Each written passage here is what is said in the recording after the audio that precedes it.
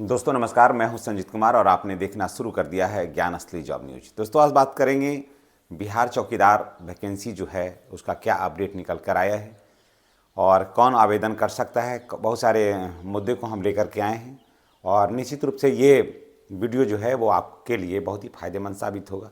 जितने भी चौकीदार उम्मीदवार हैं उन सब के लिए ये वीडियो जो है सबसे बेहतर में से एक होगा। तो चलिए आपको बताते हैं नियुक्ति के बाद क्या होगा, नियुक्ति के पूर्व क्या करना है, सारी बातों की जानकारी हम आपको शेयर करते हैं। चैनल पर नए हैं तो चैनल को सब्सक्राइब करिए, बेल आइकन को दबाइए ताकि वीडियो का नोटिफिकेशन मिलते रहे। बिहार थाना चौकीदार भर्ती 2026 का अपडेट क्या है, चयन की प्रक्रिया क्या होगा।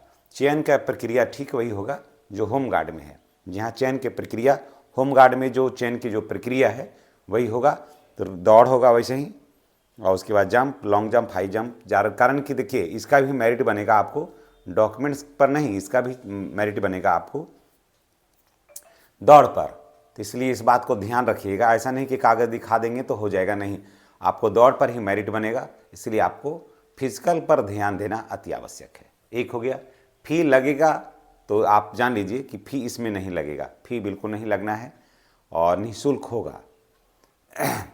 और अगर लगना होगा तो सिर्फ 100 रुपया लगेगा। अगर फ़ी लगेगा भी तो 100 रुपया लगेगा। ऐसे ज़्यादातर परीक्षाओं में फ़ी लगा ही लगा है, इसलिए रनिंग है तो हो सकता है कि 100 रुपया आपको फ़ी लग सकता है। ठीक है, चलिए योग्यता क्या होगा तो मैं आपको बता दे रहा हूँ कि वैसे तो आवेदन ग्रेजुएशन वाले भी कर सकते हैं, है ना, एमए वाले भी कर सकते हैं, इंटर वाले भी कर सकते हैं और मैट्रिक वाले भी कर सकते हैं। तो ऐसा नहीं है कि मैट्रिक वाले आवेदन किए हैं और ग्रेजुएशन वाले या एमए किए हुए वाले को फ़ायदा हो जाएगा, ऐसी कहीं कोई बात नहीं है। मैट्रिक के हैं और अगर आप हैं मैट्रिक पास हैं और आपका फिजिकली काफ़ी अच्छा है, आप अपनी कोटि में सबसे बढ़िया प्रयास किया है, एफर्ट किया है, सबसे बढ़िया आपने नंबर लाया है, तो सिलेक्शन आप ही का होगा। भले ही आपके कास्ट में कोई ज़्यादा डिग्री हासिल कर लिया है, ये कोई मायने नहीं रखता है। मिनिमम क्वालिफिकेशन जो है वो मैट्रिक पास ही है। अगर आप ये सोचेगा कि हम मैट्रिक हैं, अगला मेरा गांव का आदमी है जो बीए किए हुए है, तो बीए के हुए तो उसको ज़्यादा वेटेज मिलेगा और हम मैट्रिक किए हुए हैं तो हमको वेटेज कम मिलेगा, तो ऐसी कोई बात नहीं है। आप मैट्रिक किए हुए हैं लेकिन आपका रनिंग वगैरह काफ़ी अच्छा है तो आप ही को ज़्यादा फ़ायदा मिलेगा, ग्रेजुएशन वाले का नहीं। ठीक है, हाँ, ग्रेजुएशन वाले भी बहुत अच्छा कर गए, ग्रेजुएशन वाले आपसे अच्छा कर गए तो फिर ग्रेजुएशन वाले को फ़ायदा होगा। लेकिन मिनिमम जो क्वालिफिकेशन है वो मैट्रिक है और मैट्रिक के आधार पर ही इसका चयन होगा, कारण कि पेमेंट भी मैट्रिक के आधार पर ही होता है। ठीक है, चलिए किस जाति को मौका मिलेगा। दरअसल देखिए अपने यहाँ क्या है कि जाति है, जातिगत आरक्षण है, जातिगत सब कुछ बातें होती है और जाति के आधार पर ही ये सब जो था वो रुका हुआ था, मामला कोर्ट में था। अब आया है कि सिर्फ एक जाति में नहीं, कुछ ऐसी जातियां जो पूर्व से भी चौकीदार के पद पर काम कर रही है जातियां, तो ऐसे जातियों को भी रखा जाए, जोड़ा जाए ताकि उनका भी उत्थान, सामाजिक उत्थान हो सके। तो ऐसे में पहले तो था कि पासवान जाति को 50% रिजर्वेशन किया जाए, नियम ऐसे था कि पासवान जाति को ये वैकेंसी ही पूरा दे दिया जाए। बाद में फिर ये आया कि नहीं, 50% रिजर्वेशन पासवान जाति को दिया जाए, ऐसा भी हुआ, कोर्ट में चला मैटर। फिर हुआ कि नहीं, 5 जाति को ज़्यादा लाभ दिया जाए, है ना, 5 जाति को, जैसे पासवान हुआ 1, मलिक हुआ 2, चौपाल हुआ 3, सदा हुआ 4 और एक और हैं कोई जाति दास, है ना, दास, उनको ये 5 जातियों को बेनिफिट मिलेगा। और एक चीज़ और मैं बता देता हूँ कि इसमें अब ये आप देख लीजिएगा कि इसमें से कौन सी जाति से आप बिलोंग करते हैं, आप लोगों को ज़्यादा फायदा होने वाला। जिन जातियों को मैंने नाम लिया उन जातियों में आप लोगों को फ़ायदा अच्छा खासा होने वाला है। इसलिए इन बच्चों से मैं यही कहूँगा कि आप तैयारी करिए। और ये भी बात है कि इसमें जितना जाति का नाम लिए हैं सब कर्मठ जाति है, लल्लू पंजू जाति नहीं है। आपको अपनी जाति में ही के लड़कों से कंपटीशन हो जाएगा, समझ गए। इसलिए पराजित करना आसान नहीं है, लोहा को लोहा काटेगा, ठीक है ना। इसलिए कारण कि सब है संघर्षरत जाति है, जितना भी जाति है, पासवान है, मलिक है, दास है, चौपाल है और सदा है ना। तो जितने भी जातियां, ये जो 5 जातियां हैं, ये अपने बाहुबल से, अपने कर्म से अपना कहानी लिखे हैं ये लोग। तो कंपटीशन भी आपकी अपनी ही जाति में होगा, अब बढ़िया कंपटीशन होगा। इसलिए सोचिएगा कि चलो हमको रिजर्वेशन का लाभ हो जाएगा, तो इधर जनरल जाति में ना आपको फायदा हो जा रहा था, आपको अपनी ही जाति में लड़ा दिया अभी सरकार कि चलो ठीक है जो फरिया के आओ, और तो फायदा होगा उसमें जो अच्छा करेंगे।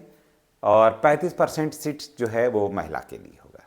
इसमें भी जनरल कंपटीशन में से भी आएगा तो भी, और इसमें भी 35% जो है इसमें महिलाओं का होगा। सबसे ज़्यादा अगर फायदा किसी को होगा ना दोस्तों तो वो महिला का होगा।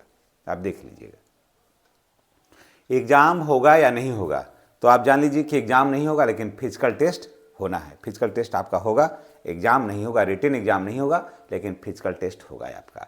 चलिए, टोटल पोस्ट कितना है? टोटल पोस्ट आपका ऐसे अभी 10,800 है, लेकिन 10,800 नहीं होगा, 14,000 प्लस, यानी 14,000 से 15,000 तक का पोस्ट होगा।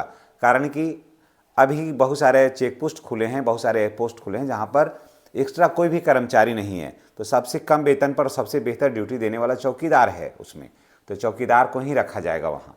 इसलिए 14 से 15,000 तक की सीट है। 10,800 का सीट ऐसे था, लेकिन इधर बहुत सा पुलिस पिकेट बन गया है, तो वहाँ पर है ही नहीं, चौकीदार ही नहीं है। तो इसलिए 14,000 से 15,000 के बीच में सीट रहेगा।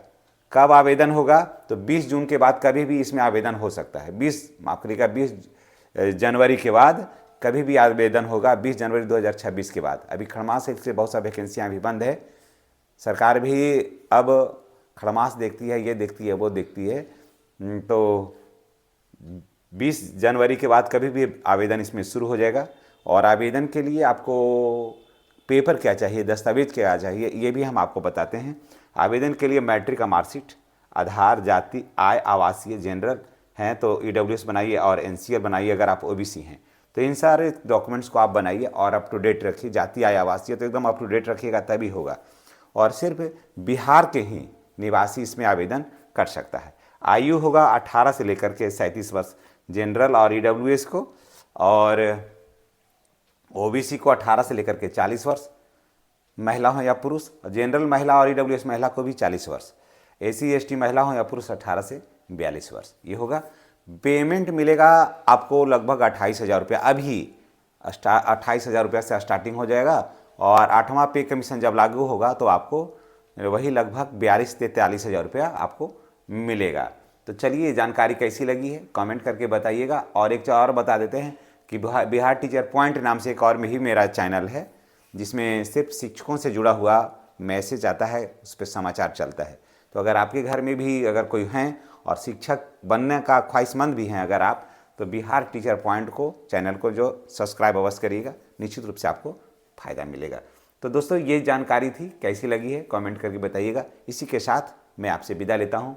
और एक चीज़ और मैं बता देता हूँ कि इसमें जो है वो सिर्फ बिहार के निवासी ही इसमें आवेदन कर सकते हैं। इसमें डोमिसाइल लागू है, बाहर के लोग इस पर आवेदन नहीं कर सकते हैं।